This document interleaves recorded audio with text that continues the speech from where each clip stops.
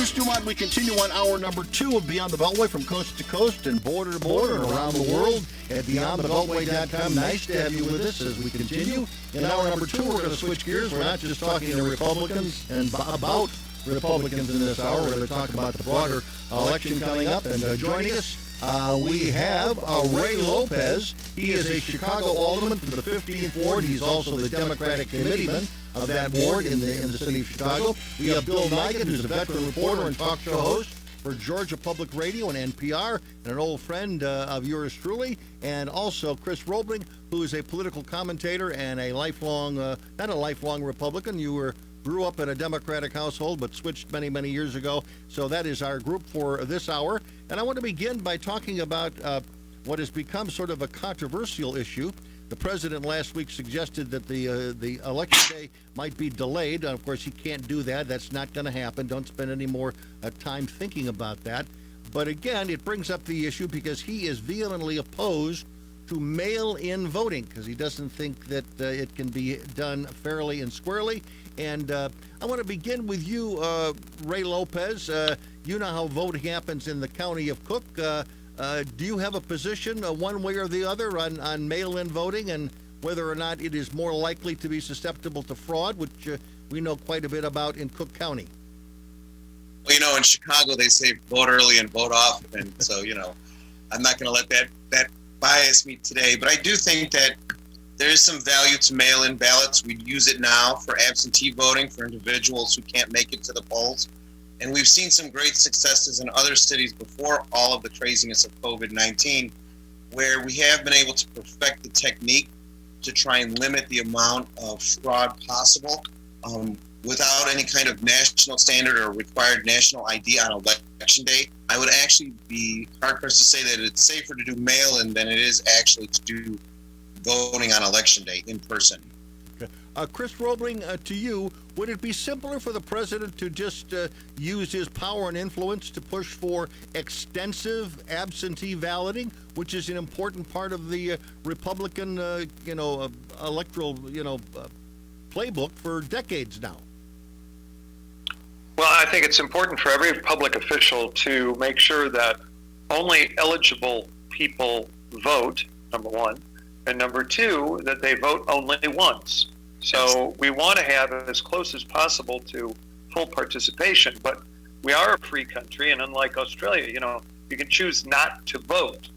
To your question, Bruce, I agree. I think that presidents, governors, U.S. senators, older people like Alderman Lopez, everybody should be encouraging folks to vote within a system. And the problem with imposing, and I say this as a former commissioner of elections in the city of Chicago, right.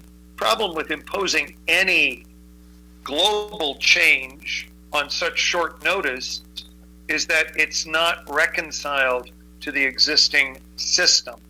And when you have live ballots leave the possession of the election administrator, you're just asking for trouble. And I think all candidates, Democrat, Republican, socialist, left-wing lunatics, everybody should be very concerned about live ballots outside of the possession and control of an election administrator, especially when that's being imposed. Good. I want to come back to that. I also want to welcome Bill Nigut. Bill Nigut is he is a fixture, a longtime observer of politics in the great state of Georgia. He's with public broadcasting and also with NPR down there. We're going to talk a little bit more about your career later on. But Bill, as someone that you covered Georgia, I mean, Georgia has been pointed out in recent months as a place where things didn't go right on election day. So the problems that you had there, I mean, could they have been avoided, and if so, how? Well, first of all, let me speak to the absentee ballot question. It's interesting. We finally had our primary election on June 9th. It had been delayed since March because of coronavirus. So even as President Trump in the early spring was launching his offensive against mail-in votes, absentee votes, the very conservative Republican Secretary of State of Georgia decided that he would send absentee ballot requests requests, and that's an important distinction here, to every registered voter in the state. So some 7 million plus requests for absentee ballots went out. Now, as Chris says, people could choose to send it back and ask for a ballot or decide to vote in person. But the point is, so we have a Republican who is encouraging people to vote absentee to avoid problems on election day. And some 2 million plus people did in fact file absentee ballots. So far has been no accusation of any kind of irregularities in terms of that vote. It is interesting, however, that as we have an August runoff and of course a November election, and the Secretary of State is not going to send absentee ballot requests out to all registered voters. But he says it has nothing to do with whether he thinks there's fraud or not. It's that it's just incredibly costly and he doesn't have the budget for it. Mm-hmm. And is there anything that could have been done? I mean, because we've got only a little over 90 days to election day in the rest of the country. But is there anything realistically that could be done to beef up the ability for in-person voting, or is the fear of COVID-19 so great and so widespread that maybe there shouldn't be too much effort into trying to, prepare for yesterday's way of voting? I'll ask you that question first, Bill. We had an enormous turnout of in-person voting on the June 9th primary. It's what led to some of the problems we had in higher population counties like Fulton, which is the city of Atlanta and the area immediately around the city, DeKalb County, which is just to the northeast of the city, heavily populated counties. People were waiting in line. In some cases, polling places didn't close till midnight. We had new election workers who were not as well trained. We had brand new election computers for this election, which complicated many other issues, including that poll workers, who, as you know, are usually older people who want to take on that job, didn't want to come to polling places, not just in Georgia, but in many states. Right. We had inexperienced poll workers, we had new computers, and frankly, we had a Secretary of State again who did not do as comprehensive a job of training people in how to use the new equipment and helping voters understand the new equipment. They're working pretty diligently now to assure we don't have problems like that again in November. Back to you, Ray. What's the simplest way in your mind to have honest elections? I think first and foremost, we have to start seeing how many activities we want to do on election day. In many states, and indeed Illinois here, you have election polling places that can do same day registration. They can change your address and all this other stuff with the computer technology, in addition to accepting spoiled absentee ballots, as well as the in-person voting of the day. And I think we really need to pare it down to try and keep this as simple as possible at the moment. In this moment, I think it's a failure of both the Democrats and Republicans to not adequately prepare for this election come November, because we've had almost all summer wasted having no discussion and no tangible resources put to creating safe elections come November. No, I agree with that. I would even expand it out that we've had 4 years to get it right, and we still don't have it right. I want to hear from Chris Roebling when we come back. I'm Bruce DuMont.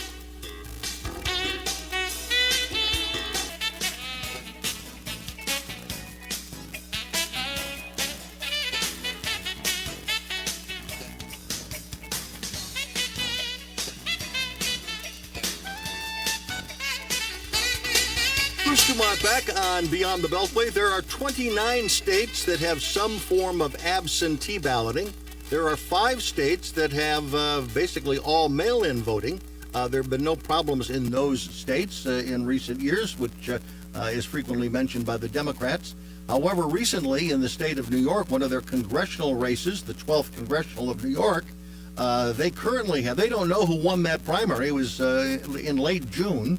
They have 20,000 absentee ballots that have not yet been counted, and the leader in that race, Congresswoman Maloney, she is leading by about 640 votes. So that still is up in the air. So for those people who are looking for places to demonstrate where mail-in balloting or absentee balloting doesn't work very well, they don't have to look back very far because it's going on literally right now in the city of New York in the 12th Congressional District. Chris Roebling, you did mention that once upon a time you were head of the Cook County Board or you were commissioner of the Cook County Board of Election Commissions. So one of the questions I would ask of you, and again, it's always bothered me, is why is it that those people who are voting by absentee, and I think in recent cases we know by mail, why is it that their deadline is being in the polling place on Election Day? Why do they not have a deadline 3 or 4 days before Election Day so their votes are the first counted, not the last counted? It's because in Chicago we operate with a precinct, not a central count. That's the kind of distinct. In fact, I had to make this distinction to a young state senator once, whose name was Barack Obama. He had submitted a bill in the legislature of Illinois that called for changes in the electoral system, and I had to explain to him. It came from some friend of his in California. I had to say, Senator Obama, the LA County and much of California operates on a central count. He said, "Oh, what's that?" And I had to go through the whole drill. So the answer, I think, Bruce, 2 quick points. On a precinct count, you get a tape the night of the election from the precinct, okay? And that's, as you recall, that's how precinct captains went back to their ward committeemen, of whom we have one on the phone here tonight, said, "I met my goal. I was supposed to get 300 votes for Smith. We got 300 votes for Smith. I met my goal." And then that would mean he would get a nice fruit basket at Christmas, No, if you know what I'm saying. He'd keep his job. Okay? Right. Yeah. And so the precinct count gives integrity to the entire electoral system because it's right there in your neighborhood the night of the election. Now, that's not to say that there aren't changes and there isn't a last minute, there aren't accounts, maybe even a couple of days after the election, down at the board office. With respect to what you're talking about in New York, that's an outrage. It's an outrage, and it's a deprivation of the right, not just of the candidates, not just of their nominating parties, not just of the people who nominated them, but also of every voter in that election. And this is a terrific example of what happens. You mentioned the states where we have a lot of mail-in voting, Okay. and it's going well. That's because those states consciously chose mail-in voting, and they spliced it Right. into their system. Right. And with appropriate safeguards, it can work fine. And they did it, But when and you they've done it for impose it from decades or so. above, it's a recipe for disaster. Ray, I want to get your comment to react to what Chris has said, and then I want to bring Bill back into the conversation. Well, I Is just there want to anything say about- that in Go ahead. Chicago, at least, I know that you have up until 2 weeks, 14 days after the election to get a ballot in to have it counted. So you can That's see. ridiculous. especially Why? if you Well, had it- what's the rationale for that, in your view, Ray? That absolutely makes no sense. Well, the law Makes no sense. The law says that if you have it postmarked by 7 p.m. election day, that it will count towards the official count as long as it gets to the board Has of anyone election. considered changing that law to make the deadline 1 week earlier? Wait, Just 1 week. Bruce, hold on. Excuse me, Alderman. Let me just say, for 100 years, we required absentee ballots to be into the precinct on the day of the election before 7 p.m. What the good alderman is reporting to you is a so-called reform. Oh. And in fact, it's anything but a reform.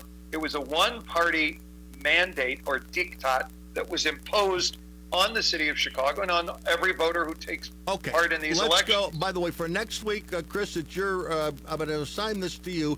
Give me the name of the person that came up with that idea. It was a bad idea, even if it was Michael one. Madigan. Michael I've heard of him. Madigan. I've heard of him. His name is in the papers Big all the surprise. time. Let's go. Let's go back to again. He is the longest serving Speaker of the United States, and also he is currently under a federal cloud allegations. He has denied all allegations, as everybody does. But again, he's under a cloud right at the moment.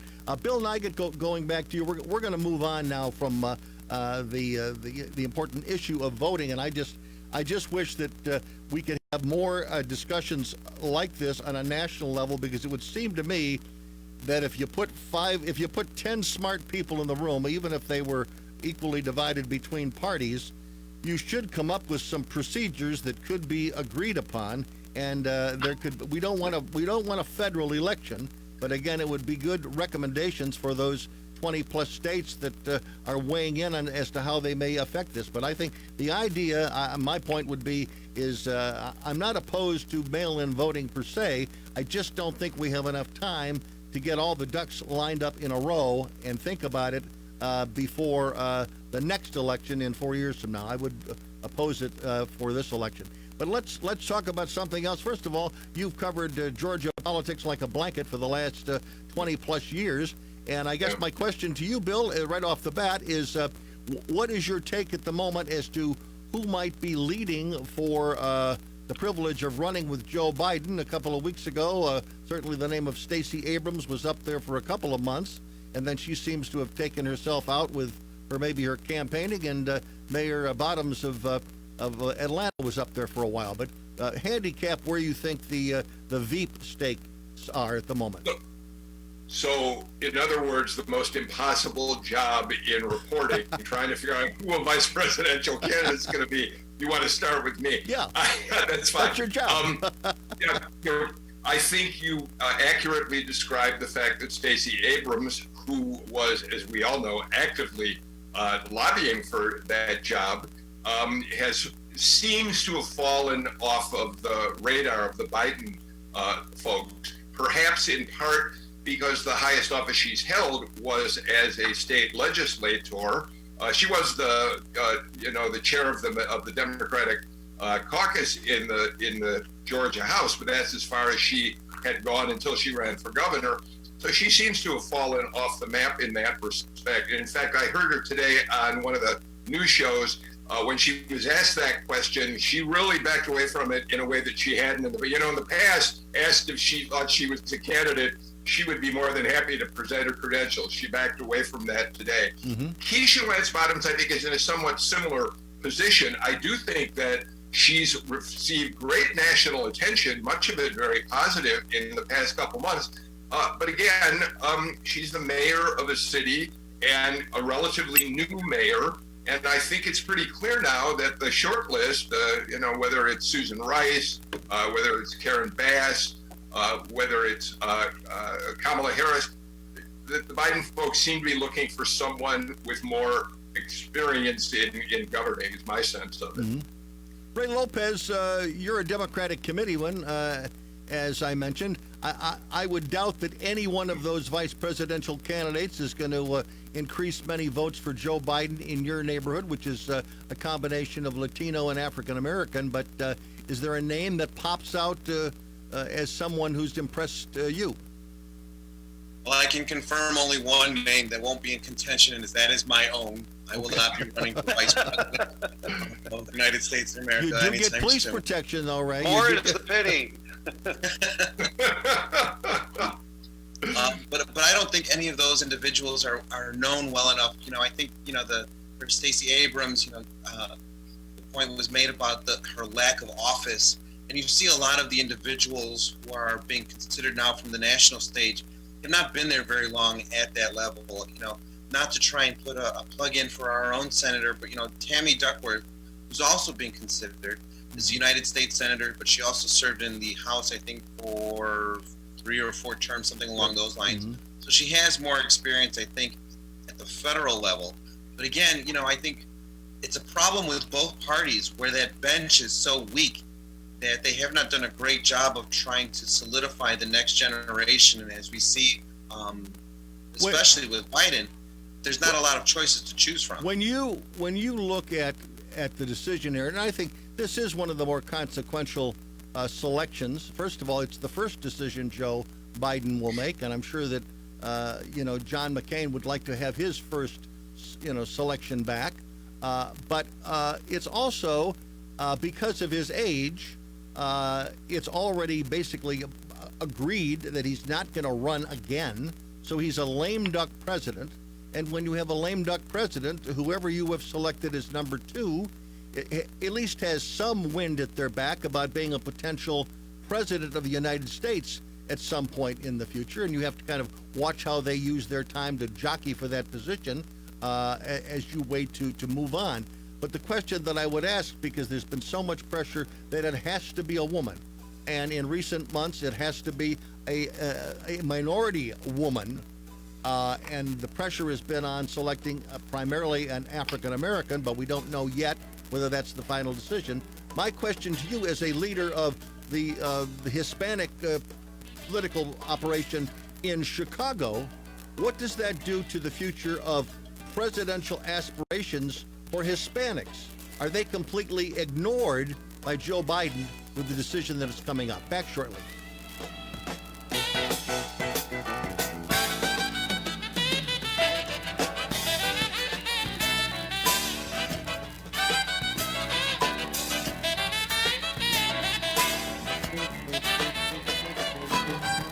Bruce DuMont back, and we continue with our guests, and we're going to take a moment now to let each of them introduce themselves more fully to our national audience, and we begin with Ray Lopez. Everybody in Chicago knows who you are, Ray, but tell everybody around the country.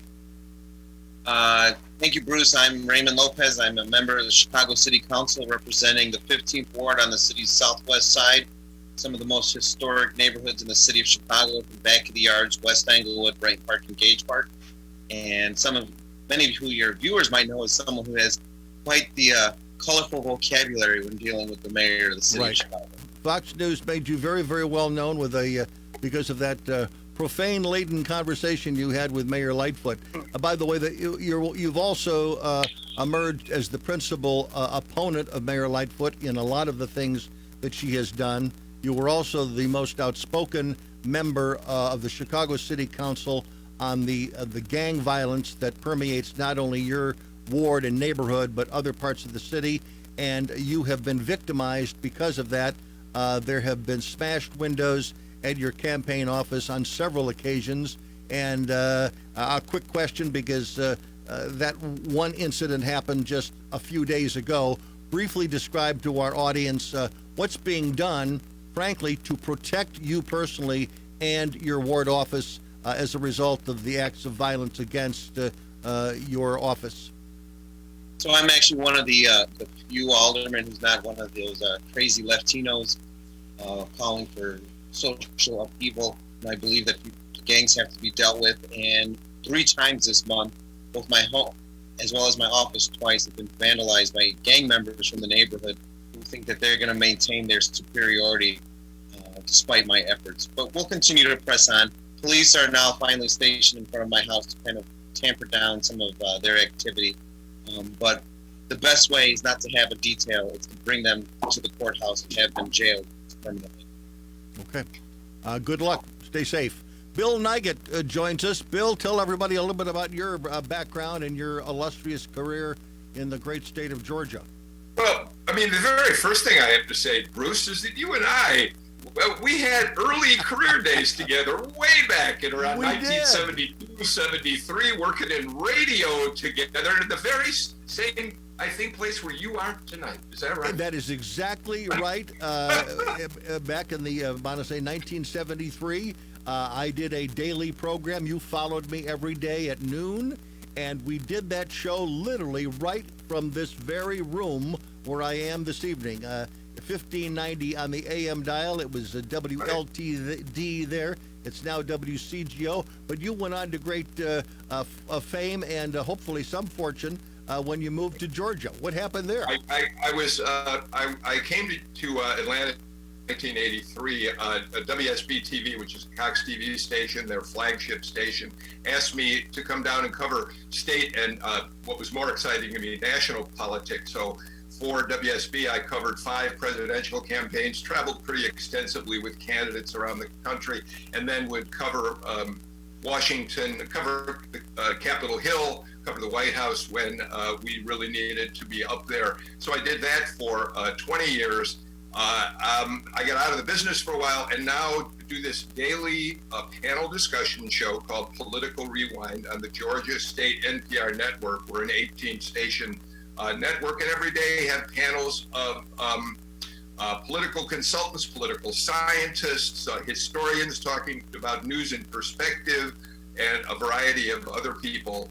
And it's been a great experience like you, Bruce, to have this much time to talk about politics is really very, very satisfying. I look forward to it. It's the best 2 hours of my week. And again, we recently celebrated the 40th anniversary of this show. I think you were on way back when, in the early days of the show, when you were still hanging around Chicago. But again, congratulations on your success. I do want to ask one follow-up question. Is Georgia, in your opinion, a toss-up state for November? For a long time, people in Georgia have said it was a purple state, and it keeps waiting to happen. This time, if you look at the polling, the most recent round of polling from reputable pollsters, it appears more in play than it has in the past. President Trump and Joe Biden seem to be running just about neck and neck here in almost all of the major polls. Just as important in the race, David Perdue, United States Senator David Perdue, running for re-election. His Democratic opponent, John Ossoff, is running right with him as well. It appears it could happen, but it's all going to be, whatever election is, who turns their voters out to the polls. And you have 2 U.S. Senate seats that are up right now. One because of the retirement. Yeah, Perdue and Ossoff. Ossoff, obviously, the Democrat. And then we have Kelly Loeffler appointed to the United States Senate. When Johnny Isakson retired from his seat, Kelly Loeffler running against a guy who the country got to know very well during impeachment and the judiciary hearings, Doug Collins.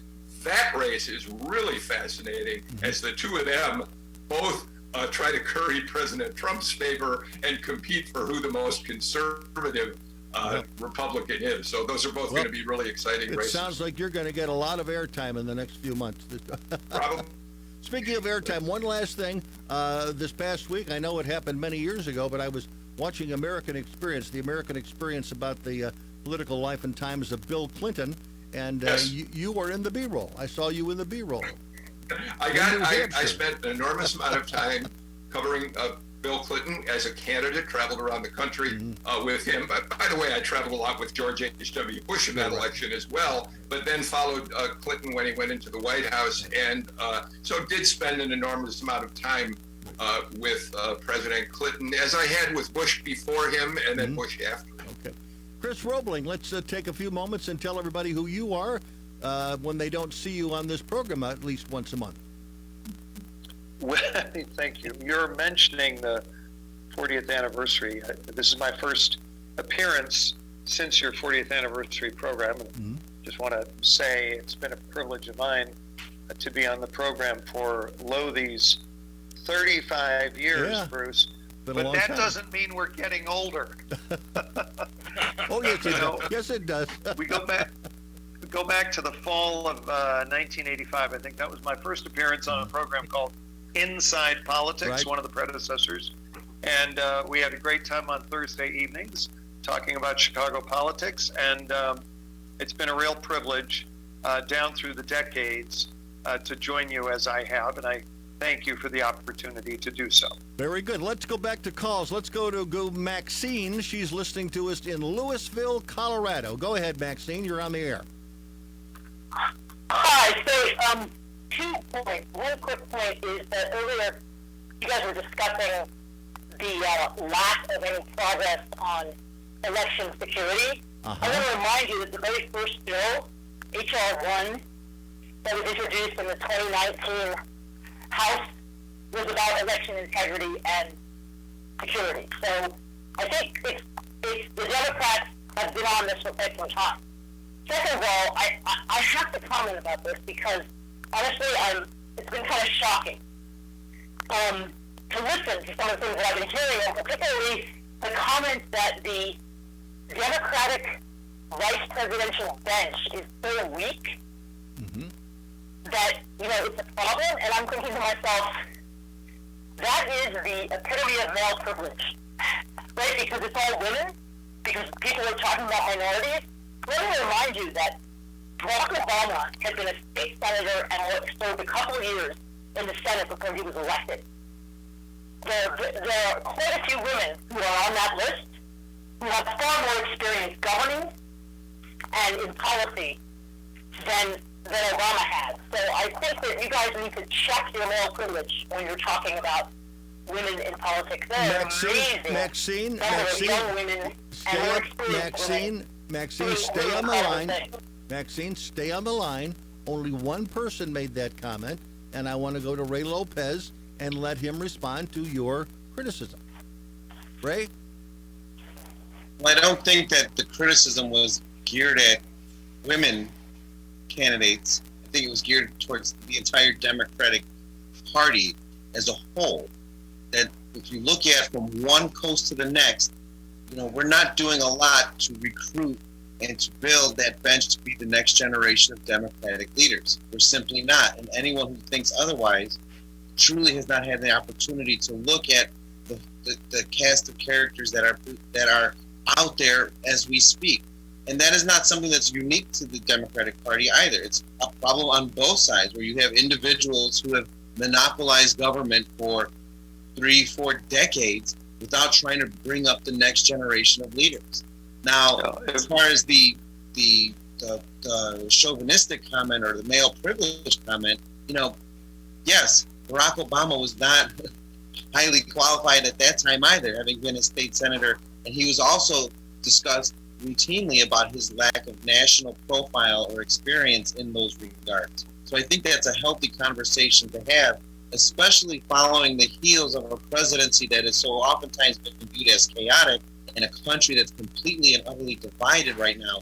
You need to have someone who has both experience, but as well as that charismatic ability to reach across the aisle and to try to bring this country back together. When you talk about, if I may, Bruce, I'd like to remind Maxine that when Obama was president and he tried desperately to, sort of govern from the left in his first 2 years and failed, he lost the United States House of Representatives. A lot of very intelligent people who were making contributions to the Democratic Party were wiped out because of that. He went on and he allowed his administration to take the most leftward turn of any in our history.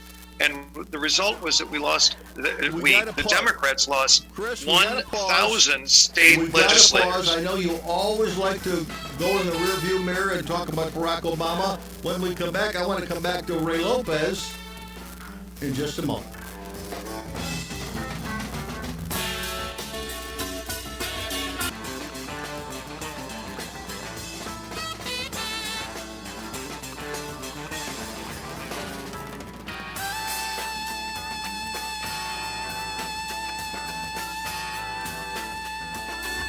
Bruce DuMont back. Nice to have you with us. Ray Lopez, I want to go to you and give you an opportunity to answer the question that I asked before the break in our last segment, and that is, if Joe Biden selects a running mate, that running mate is basically in a path to run for president.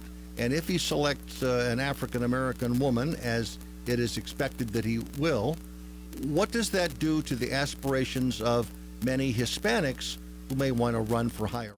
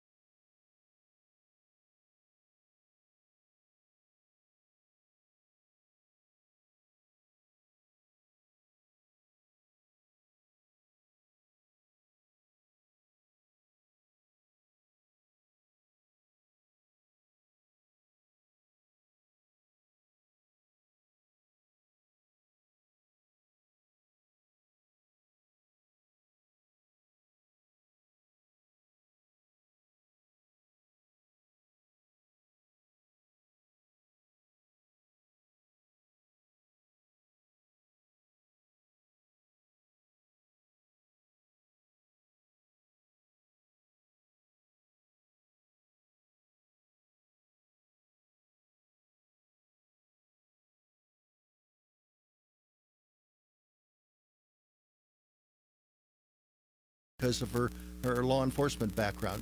Your I response? think it's really interesting that you just say she might have some appeal to Republicans. Literally just last evening, I was talking to a former elected Republican to state office, a high state office, and we were talking about the vice presidential choices that Biden may have. And this person said to me, Val Demings has great credentials for people who have Republicans who are just not enthusiastic about Trump. She might be somebody who could attract Republicans to the Biden campaign. And I think you're right, Bruce. I mean, look, her law enforcement background is very strong, and she would be a fascinating choice for Joe Biden. The issue he's going to have, of course, is, and I'd love to hear what your other folks on the panel say, right now, where there's so much talk in the Democratic Party about, I think, reforming the police more than eliminating police departments, that she might be problematic in that sense, I think.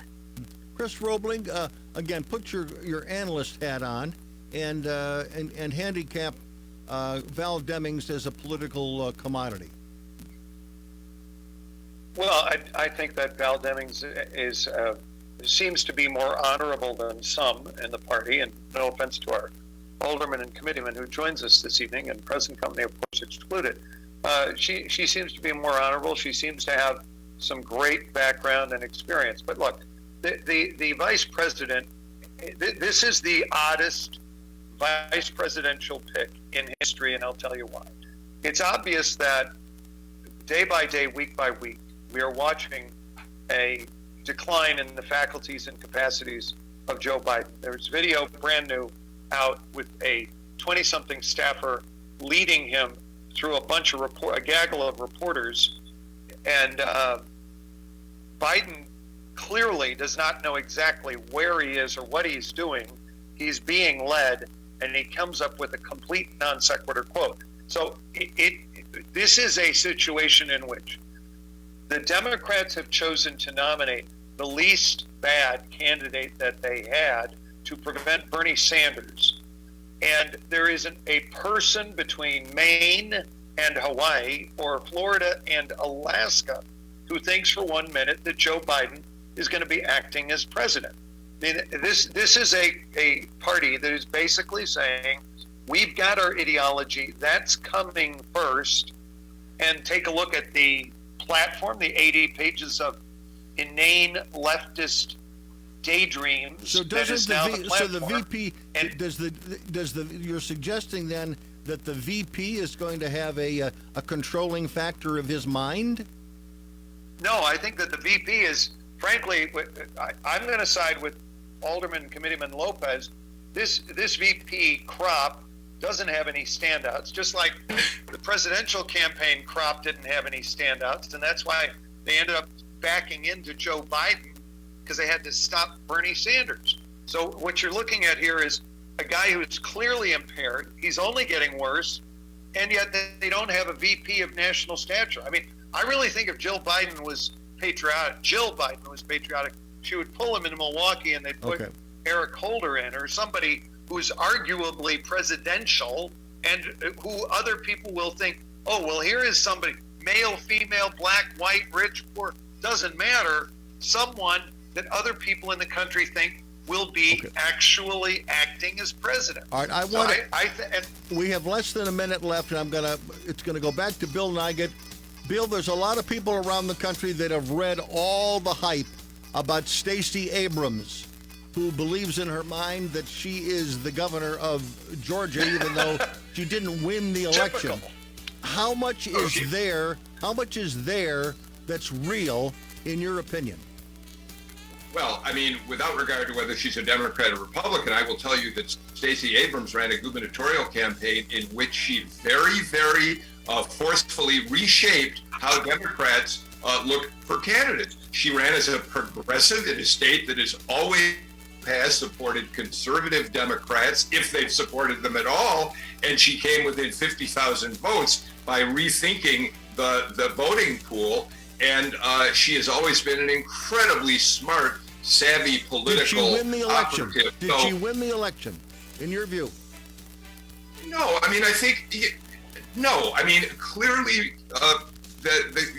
Brian Kemp won more votes than she did. She would claim that there was voter suppression that kept her from winning. We're out of time. Bill Nygett from Georgia Public Radio and NPR, thank you very much. Chris Roebling, thank you. And Ray Lopez, thanks very much. And also thanks to Andy Miles. To me, it was